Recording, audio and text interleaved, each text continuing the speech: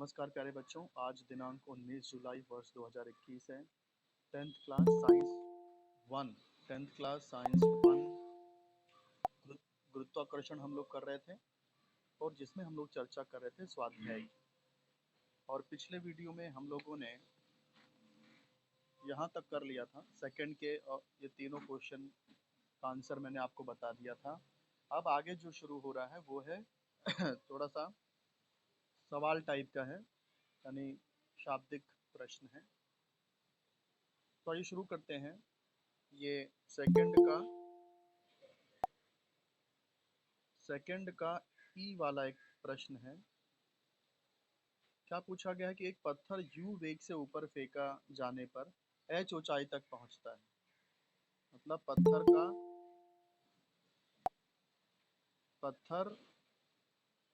का आरंभिक वेग कितना है, यू है। पत्थर का आरंभिक वेग यू दिया है क्योंकि यू वेग से वो ऊपर फेंका गया है। और कहाँ तक जाता है, एच ऊंचाई तक जाता है।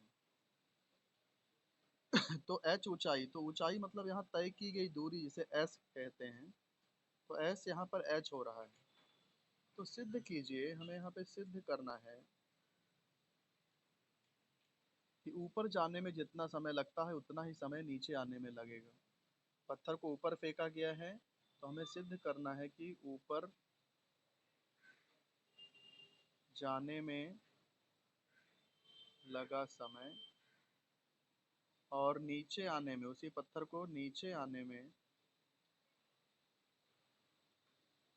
में लगा समय, ये दोनों समय बराबर है, ये हमें प्रूव करना है। तो शुरू करते हैं उपपत्ति। यहाँ हुआ क्या है, एक पत्थर है जिससे कि ऊपर फेंका गया है। तो हम जानते हैं कि पत्थर ऊपर जाएगा, ऊपर जाके वहाँ थोड़ी देर के लिए रुक जाएगा और उसके बाद वो फिर नीचे आना चालू होगा। अब यहाँ पर क्या होगा कि उसको प्रारंभिक वेग कितना है, कितने वेग से फेंका गया है। तो प्रारंभिक जो वेग है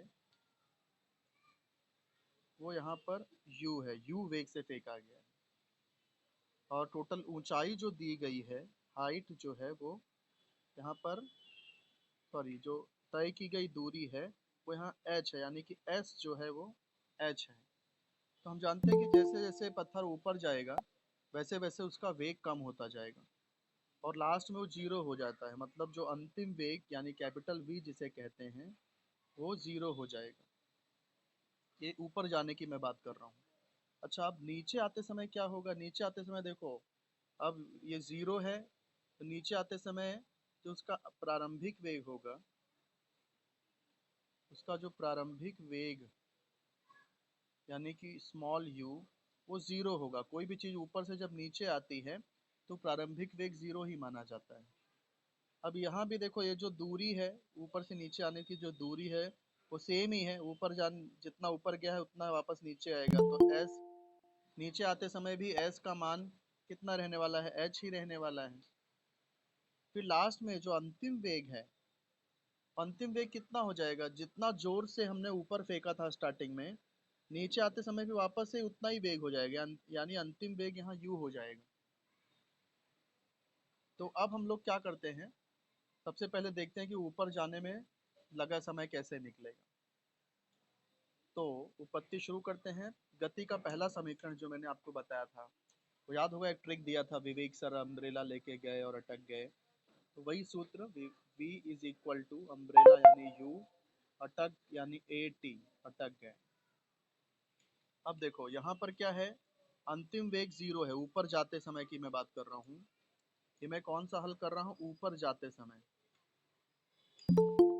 ऊपर जाते समय की बात मैं कर रहा हूँ। तो ऊपर जाते समय क्या होता है, जो अंतिम वेग है वो जीरो हो जाता है, यानी v जीरो। प्रारंभिक वेग तो यहाँ u ही था। अब ऊपर जाते समय क्या होता है, जो g होता है, a को हमेशा माइनस जी लिखते हैं। ऊपर जाते समय a को हमेशा माइनस जी लिखा जाता है क्योंकि यहाँ धीरे धीरे उसकी स्पीड स्लो होते जा रही है, इसलिए माइनस जी। तो जो प्लस a है वो यहाँ माइनस जी हो जाएगा। टाइम, ऊपर जाने वाला टाइम हम लोग t1 मान लेते हैं। ऊपर जाने का समय t1 मान लेते हैं। अब ये माइनस जी टी वन को हम लोग लेफ्ट साइड में, ये साइड में, लेफ्ट साइड में लेंगे तो ये प्लस जी टी वन हो जाएगा, और यहाँ पर सिर्फ u बचेगा। ये जी टी वन हमने इधर ले लिया। हमको क्या चाहिए, ऊपर समय निकालना है, ऊपर जाने में लगा हुआ समय, यानी कि t1 निकालना है। तो g को हटा देते हैं, तो t1 क्या हो जाएगा, u बटे g हो जाएगा। तो ये हमें मिल गया, ऊपर जाने में लगा हुआ समय कितना आ गया, u अपॉन g आ गया। हमें सिद्ध करना है कि नीचे आने में जो लगा समय है वो भी इतना ही है, यानी t2 भी इतना ही आना चाहिए। अब आगे शुरू करते हैं। चलो अगला स्टेप साइड में ही कर लेता हूँ मैं। देखो हमने यहाँ पहला समीकरण यूज किया, t1 मिल गया हमें। अब सेकेंड स्टेप क्या है, गति का दूसरा समीकरण यूज करना है। आपको याद होगा मैंने बताया था दूसरा समीकरण कैसे लिखते हैं, सब लोग ऊंट पर बैठ के गए, तो वहाँ भी आधा घंटा तक अटके थे, तो स्क्वायर गार्डन चले गए, यानी s is equal to ut plus half AT square. अब हम लोग क्या कर रहे हैं, नीचे नीचे आने के लिए हम लोग नीचे आते समय इसको लेकर के हम लोग बात कर रहे हैं। नीचे आते समय, ऊपर से नीचे आते समय, ऊपर से नीचे आते समय भी देखो s का मान कितना रहेगा, h रहेगा, u यानी कि प्रारंभिक वेग तो 0 ही रहने वाला है, t इसको हम t2 मान लेते हैं, नीचे आने वाला टाइम जो है उसे t2 मान लेते हैं। अब देखो नीचे आते समय g हमेशा, ये जो a है ये प्लस जी रहता है, नीचे आते समय वेग बढ़ता है इसलिए a को प्लस जी लिखते हैं, ऊपर जाते समय a को माइनस जी लिखते हैं, नीचे आते समय a को प्लस जी। तो ये a प्लस में रहने वाला है इसलिए ये भी प्लस ही रहेगा, ये हाफ a जो है प्लस जी हो जाएगा। t यहाँ नीचे आने वाला टाइम हम t2 मान रहे हैं तो t को t2 लिख देते हैं।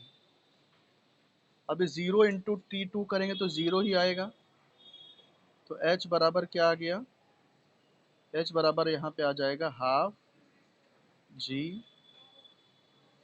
t2 का वर्ग।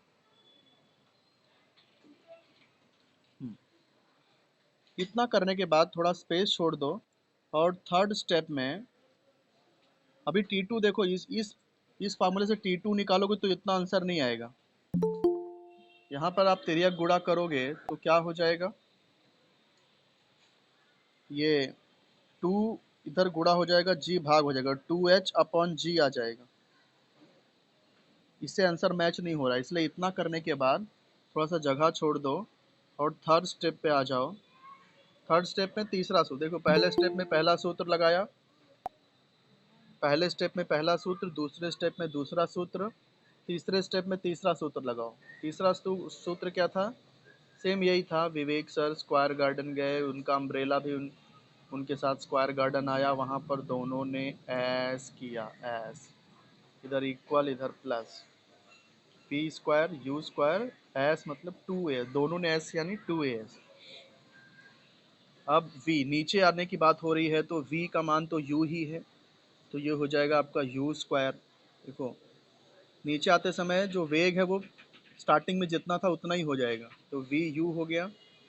प्रारंभिक वेग नीचे आते समय 0 होता है, तो इसलिए u का मान 0। अब ये नीचे आ रहा है तो ये प्लस ही रहने वाला है, 2g, और s मतलब दूरी, ये दूरी तो यहाँ पर h ही है। अब आगे देखते हैं, ये h का जो मान है वो यहाँ 2 में, ये 2 में जो h का मान है ना वही यहाँ पर लिखना है। तो यहाँ पर h का मान रखने पर, h का मान रखने पर, तो ये u स्क्वायर है, 0 स्क्वायर तो 0 ही होने वाला, इसलिए ये स्टेप नहीं लिख रहे हैं।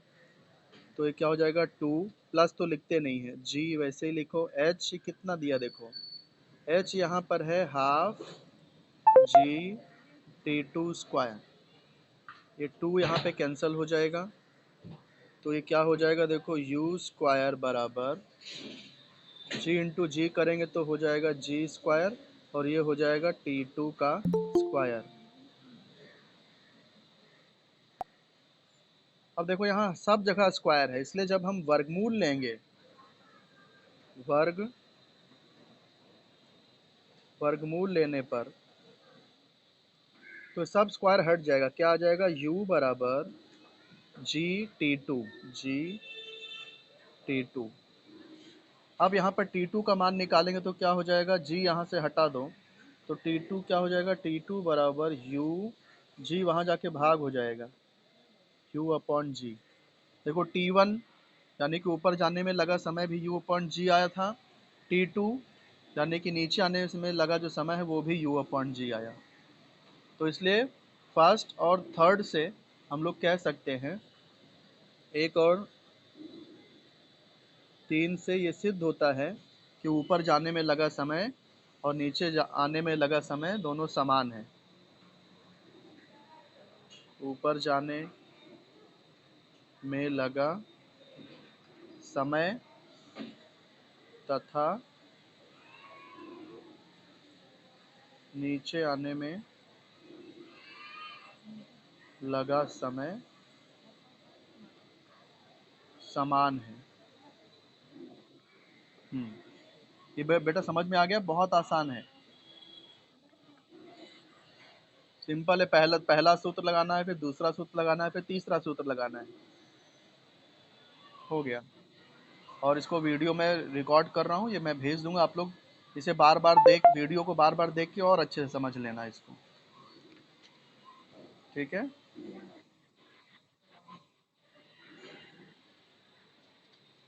मैथ्स 2 का लेक्चर तो ये कर लेते हैं हम लोग। जी का मान दोगुना होने पर भारी पिंड को जमीन से खींच कर ले जाना दोगुना क्यों हो जाता है? तो ये ऊ का उत्तर मैं बता रहा हूँ। ऊ देखो, इसमें किसी पिंड का जो भार है उसका सूत्र क्या है? W बराबर mg, weight is equal to m into g. तो यहाँ जो भार है, इस सूत्र के अनुसार किसी पिंड का भार उसके गुरुत्वीय त्वरण के समानुपाती होता है।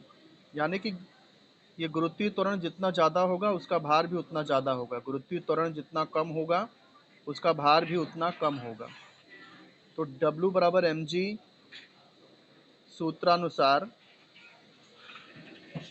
सूत्रानुसार पिंड का जो भार है, पिंड का भार गुरुत्वीय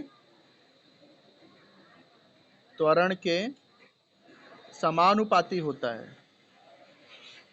समानुपाती होता है, समानुपाती होता है। समानुपाती मतलब जी जितना बड़ा होएगा डब्ल्यू भी, वेट भी उतना ज़्यादा होएगा। अब सेकंड क्या बोल रहा है यहाँ पे? क्या दिया था? जी का मान दोगुना हो जाए तो क्या होगा? यदि जी का मान दोगुना हो जाए तो W कितना हो जाएगा? G2G अगर हो गया तो ये 2mg हो जाएगा कि नहीं?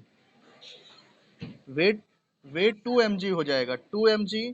2mg मतलब दोगुना हो गया, पहले mg था अभी 2mg हो गया। तो वेट 2mg अर्थात पिंड का भार दो गुना हो जाएगा। पिंड का भार दो गुना हो जाएगा। दोगुना हो जाएगा तो उसका जो जमीन से घर्षण बल है वो भी दोगुना हो जाएगा। इसलिए घर्षण बल भी दो गुना हो जाएगा। इसके बाद में जो क्वेश्चन है वो लिख देना कि इसलिए जी का मान दोगुना हो जाए तो भारी पिंड को जमीन से खींच कर ले जाना दो गुना कठिन हो जाएगा। क्योंकि किसी पिंड को खींच कर ले जाते समय हमें गुरुत्वाकर्षण बल की विपरीत दिशा में काम करना होता है। तो जी का मान दुगना होने पर पिंड का भार भी दोगुना हो जाएगा, इसकी वजह से घर्षण बल भी दोगुना हो जाएगा, इसलिए उसको खींच कर ले जाना भी दोगुना कठिन हो जाएगा। तो अब बढ़ते हैं तीसरे सवाल पर। तीसरा सवाल क्या पूछा है कि पृथ्वी के केंद्र पर जी का मान 0 होता है। ये क्यों होता है हमें स्पष्टीकरण देना है। तीसरा सवाल शुरू करते हैं कि पृथ्वी के केंद्र पर जी का मान शून्य क्यों हो जाता है। तो यहाँ पर एक आकृति बनानी होगी बेटा। मान लेंगे ये हमारी पृथ्वी का ऊपरी भाग है, ऊपरी सतह है, और ये है पृथ्वी का केंद्र। पृथ्वी केंद्र को ओ मान लेते हैं।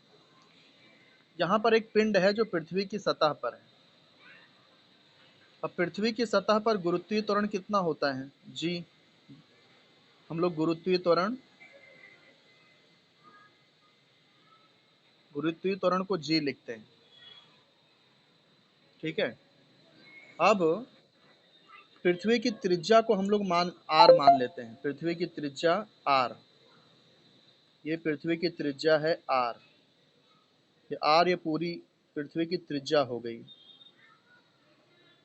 पृथ्वी की त्रिज्या कैपिटल आर मान लेते हैं। अब ये हमको ये सिद्ध करना है कि पिंड जो है जैसे जैसे जैसे नीचे जाएगा जी का मान कम होता जाएगा और केंद्र पर पहुंचते ही जी 0 हो जाएगा। हमें सिद्ध क्या करना है? साध्य कि पृथ्वी के केंद्र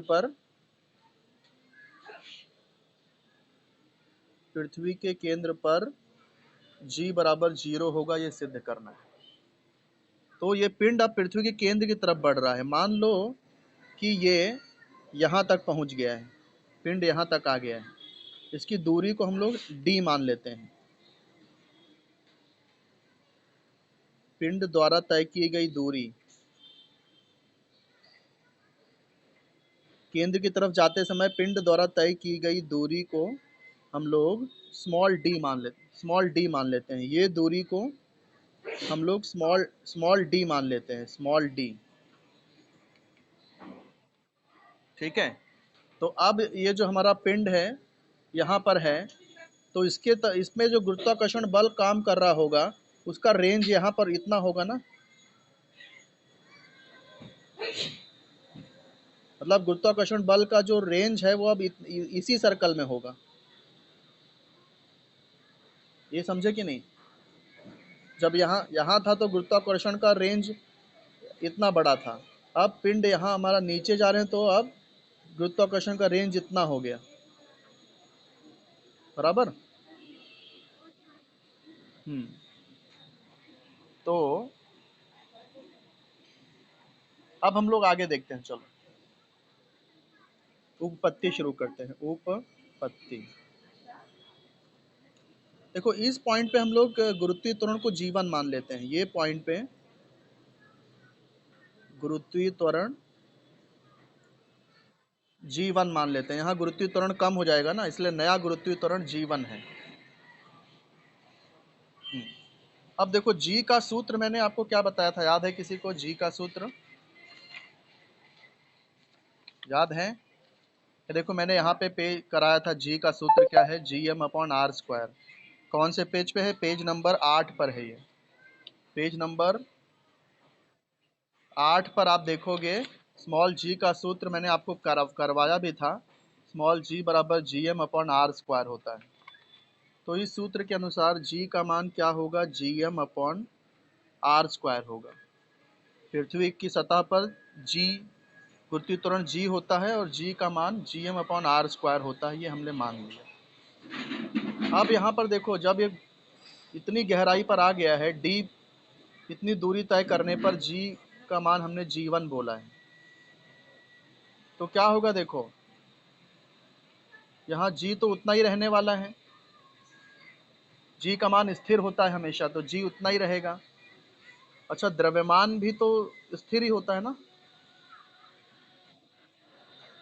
लेकिन यहाँ पर देखिए, यहाँ पर ये थोड़ा द्रव्य की मात्रा कम हो गई है क्योंकि अंदर आ गया है ये। अब यहाँ पर गुरुत्वीय त्वरण इतना ही है, तो अब पृथ्वी के द्रव की मात्रा यहाँ पर कम होगी ना थोड़ा, तो इसलिए द्रव्यमान कम हो जाएगा। तो नया द्रव्यमान अब m1 मान लेते हैं। अब यहाँ पर त्रिज्या कितनी होगी ये बताओ? r तो पूरी त्रिज्या है, ये पूरी। जब ऊपर था पिंड तब त्रिज्या r थी, लेकिन अब जो है ये यहाँ पर इतनी दूरी तय करके यहाँ आ गया है, तो अब त्रिज्या कम हो गई है ना। तो ये त्रिज्या कितनी होगी अब?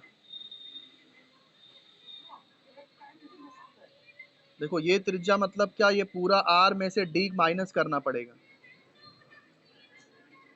ये पूरी दूरी आर है जिसमें से डी, वो डी कम हो गया है। ये आर में से डी कम कर दो तो ये त्रिज्या मिलेगी नई वाली। तो जो जो नई त्रिज्या है वो क्या हो जाएगा, कैपिटल आर माइनस माइनस ये कैपिटल आर में से डी को कम कर दो, डी माइनस कर दो, स्मॉल डी का होल स्क्वायर।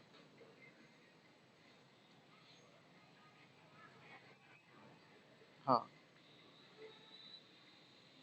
ये यहाँ पर ये इतना हो गया। हाँ, अब देखो क्या करना है, अब आगे। अब आपको द्रव्यमान का सूत्र पता होगा। द्रव्यमान जिसे मास कहते हैं, मास का फार्मूला है mass is equal to volume into density. Hindi में अगर लिखूं तो द्रव्यमान बराबर ये आयतन वॉल्यूम इनटू घनत्व, ये सूत्र होता है।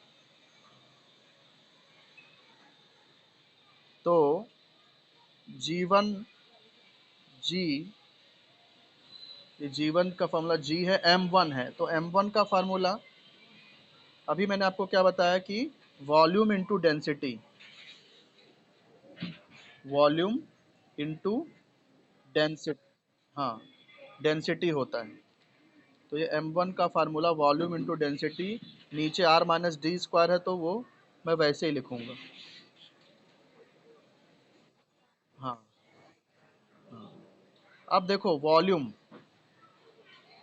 ये इसका ये जो गोला होता है, गोले गोले का घनत्व ये आयतन कितना होता है?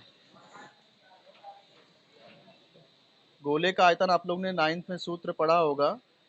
गोले का आयतन होता है 4/3 पाई आर क्यूब। हाँ, ये v का सूत्र है। तो v का सूत्र अगर मैं यहाँ लिखूं 4/3 पाई आर क्यूब, ये आर, आर समझ लो ये आपकी नई त्रिज्या है, ये नई वाली त्रिज्या आर है। तो पाई आर क्यूब, और ये डेंसिटी, डेंसिटी हमेशा उतना ही रहने वाला है।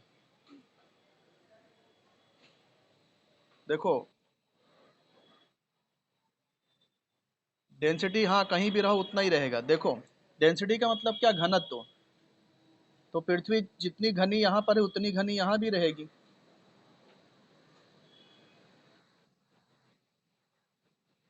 घनत्व, हाँ घनत्व सेम रहेगा, पृथ्वी पे कहीं भी चले जाओ घनत्व सेम रहेगा। अब नीचे क्या है, देखो नीचे त्रिज्या आर माइनस डी स्क्वायर।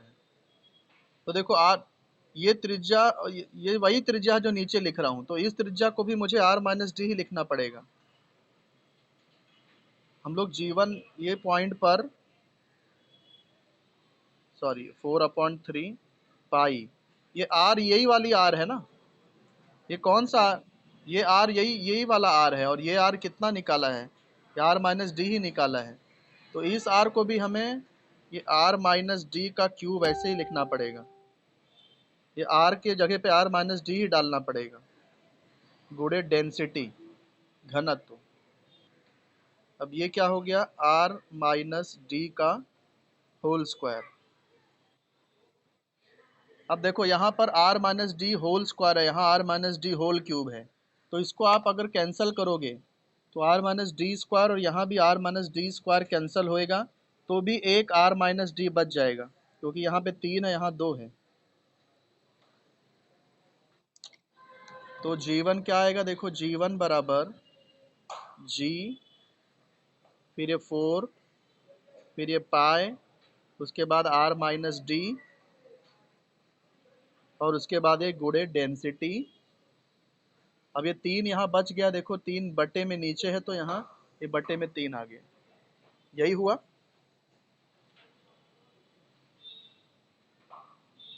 ये समझा यहाँ तक आप लोग को?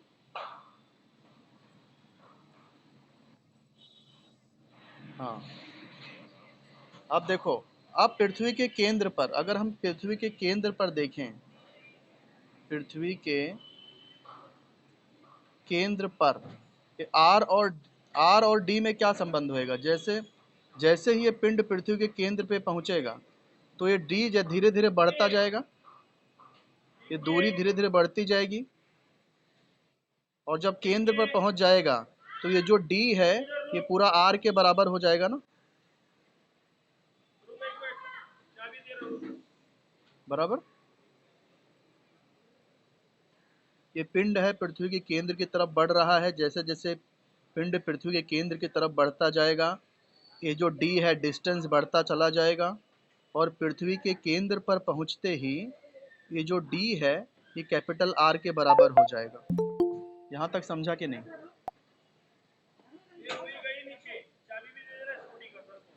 बेटा जवाब दो अपना माइक ऑन करके, समझा या नहीं तो मैं आगे बढ़ूँ। यस, ठीक है। तो देखो पृथ्वी के केंद्र पर क्या हो, पृथ्वी के केंद्र पर ये जो डी है ये डी जो है कैपिटल आर के बराबर हो जाएगा। पिंड द्वारा तय की गई दूरी पृथ्वी की त्रिज्या के बराबर हो जाएगी। तो इसलिए क्या हो जाएगा, इसलिए जीवन, जीवन कितना हो जाएगा, ये आर माइनस आर जीरो हो जाएगा। डी आर के बराबर हो गया तो आर माइनस आर जीरो हो जाएगा, और जीरो गुणे कुछ भी करेंगे तो पूरा जीरो हो जाएगा। फिर जीरो में किसी से भी भाग देंगे तो वो भी जीरो हो जाएगा, तो पूरा जीवन जीरो हो गया। हाँ, तो यही हमें सिद्ध करना था, इसलिए पृथ्वी के केंद्र पर जी का मान जीरो होता है, इसलिए हाँ, तो जी जीरो आ गया ना, इसलिए पृथ्वी के केंद्र पर जी का मान जीरो होता है। हाँ, इसमें ये जो पोर्शन हमने किया है ये आप लोग मत लिखना, ये मैंने सिर्फ आपको समझाने के लिए रफ काम किया है, रफ कार्य है ये, तो ये आप लोग फार्मूला, हाँ फार्मूला आपको याद रहना चाहिए। Mass is equal to volume into density, यानी कि द्रव्यमान बराबर आयतन इंटू घनत्व, और गोले का जो वॉल्यूम होता है यानी आयतन 4/3 पाई आर क्यूब होता है। ये वही, यही v का मान हमने यहीं पे डाला है। तो वीडियो में रिकॉर्ड कर रहा हूँ, रिकॉर्डेड वीडियो आपको भेज दूंगा, अगर आपको कुछ भी डाउट रहा तो आप वीडियो को वापस से देख करके फिर से उसे बार बार रिवाइंड करके उसे आप समझने की कोशिश करना, तो समझ में आ जाएगा। तो ये आपका ये भी हो गया, थर्ड वाला हो गया। फोर्थ वाला चलते हैं, देखो, सिद्ध करो कि तारे से आर अंतर पर स्थित ग्रह का परिभ्रमण काल टी है, यदि वही ग्रह 2r अंतर पर होगा तो उसका परिभ्रमण काल √8t होगा। तो यहाँ चौथा सवाल है, क्या है कि एक तारे से आर अंतर पर स्थित ग्रह है, तारे, एक तारा है और उस तारे से एक ग्रह है, तारे से कितने दूर पर ग्रह है, आर के अंतर पर, यानी उसकी दूरी है आर, आर के अंतर पर एक ग्रह है। तो यहाँ पे क्या दिया है, जब इसका जो तारे से जब आर के अंतर पर वो ग्रह होता है तो इसका जो परिभ्रमण काल होता है, तब इसका परिभ्रमण काल परिभ्रमण काल मतलब इसको एक राउंड मारने में जो टाइम लगता है उसको परिभ्रमण काल बोलते हैं। तो परिभ्रमण काल टी है।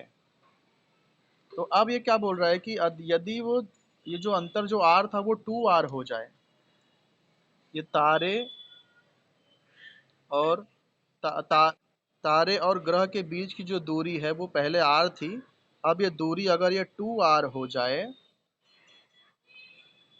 आर यहाँ पर ये तारे और ग्रह के बीच की दूरी है।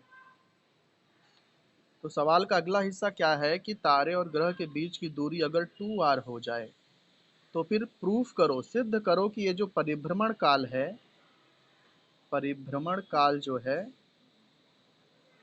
वो कितना हो जाएगा, √8t हो जाएगा, रूट एट टी हो √8t हो जाएगा, √8t, किताब में देखो, ये हमें सिद्ध करना है, साध्य। ठीक है, ये हमें प्रूफ करना है। तो शुरू करते हैं उपपत्ति। केपलर का नियम याद है बेटा आपको? क्या था केपलर का नियम?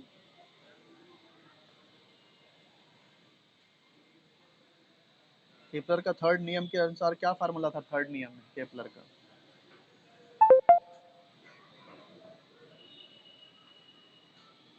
ये टी और आर का जो सूत्र है वो केपलर के तीसरे नियम में ही केपलर ने बताया था। केपलर के तीसरे नियम में क्या बताया था? T square upon R cube बराबर के हो रहेगा, स्थिर रहेगा। याद है? तो यही फार्मूला यहाँ पर लगने वाला है। केपलर के अनुसार T square upon R cube, यहाँ दूरी आर है ना, तो इसलिए कैपिटल आर लिख रहे हैं। ये क्या होगा? के होगा। तो तिर्यक गुणा यदि करें, तिर्यक गुणा अगर करें तो क्या हो जाएगा? टी स्क्वायर बराबर के आर क्यूब हो जाएगा। बात समझे?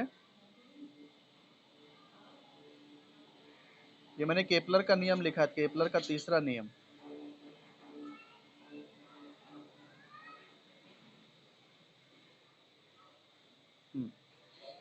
अब जो है दूसरा, अब दूरी अगर 2r हो जाती है तो परिभ्रमण दूरी अब कितनी हो गई?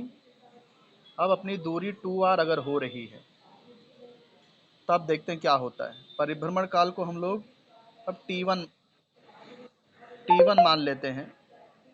तो टी1 स्क्वायर बराबर के, आर क्या हो गया? 2r हो गया, तो हम लोग इसको 2r, आर को 2r लिख देंगे, 2r का घन। तो अब ये क्या हो जाएगा? देखो, टी1 का स्क्वायर बराबर के, 2 का घन करोगे तो कितना आएगा? 2 गुणे 2 करेंगे तो 8 आ जाएगा। और ये आर का घन हो गया, आर क्यूब। तो ये क्या हो गया? देखो, टी1 स्क्वायर बराबर 8 पहले लिख दो और के आर क्यूब एक साथ लिख दो, 8 के आर क्यूब हो गया।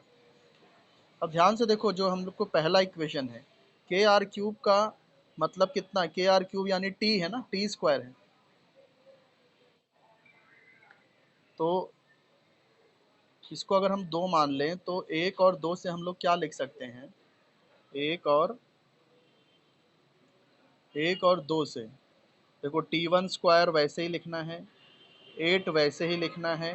के आर क्यूब 1 में कितना है? के आर क्यूब यानी टी स्क्वायर है, तो के आर क्यूब को हम लोग टी स्क्वायर लिख सकते हैं। हाँ, अब देखो ये सब जगह स्क्वायर है, टी1 स्क्वायर है, हमको टी1 चाहिए, तो वर्गमूल लेना पड़ेगा। वर्गमूल लेने पर, तो वर्गमूल लेंगे तो क्या हो जाएगा? देखो, ये जो टी1 स्क्वायर है वो टी1 हो जाएगा, 8 का वर्गमूल करेंगे तो √8 हो जाएगा। टी स्क्वायर है, टी स्क्वायर का वर्गमूल करेंगे तो टी हो जाएगा। यानी जो अब नया जो परिभ्रमण काल है, दूरी जब हमने 2r किया तो परिभ्रमण काल कितना आ गया? √8t आ गया। हाँ, और हमें यही सिद्ध करना था कि दूरी जब 2r होती है तो परिभ्रमण काल √8t हो जाता है। हाँ, यही आ गया, देखो, नया परिभ्रमण काल √8t आ गया। समझे कि नहीं? तो यहाँ पर ये सिद्ध हो जाता है। तो हम लोग इसके बाद एक क्वेश्चन लिख देना कि अतः वही ग्रह 2r अंतर पर हो तो उसका परिभ्रमण काल √8t हो जाएगा, ये लास्ट में लिख देना। ठीक है? तो आज के लिए इतना काफ़ी है। मुझे ये बताओ कितने लोगों ने लेक्चर अटेंड किया है? ये देख लेते हैं हम लोग खुद ही। बहुत कम लोग बता आते हैं लेक्चर में। 1 2 3 4 5 6 7 8 9 10 ही लोग आए हैं सिर्फ, जबकि यहाँ 10 दिख रहा है बेटा मुझे तो। 1 2 3 4 5 6 7 8 9 10 10 लोगों ने किया है। 10 पार्टिसिपेंट है यहाँ पे।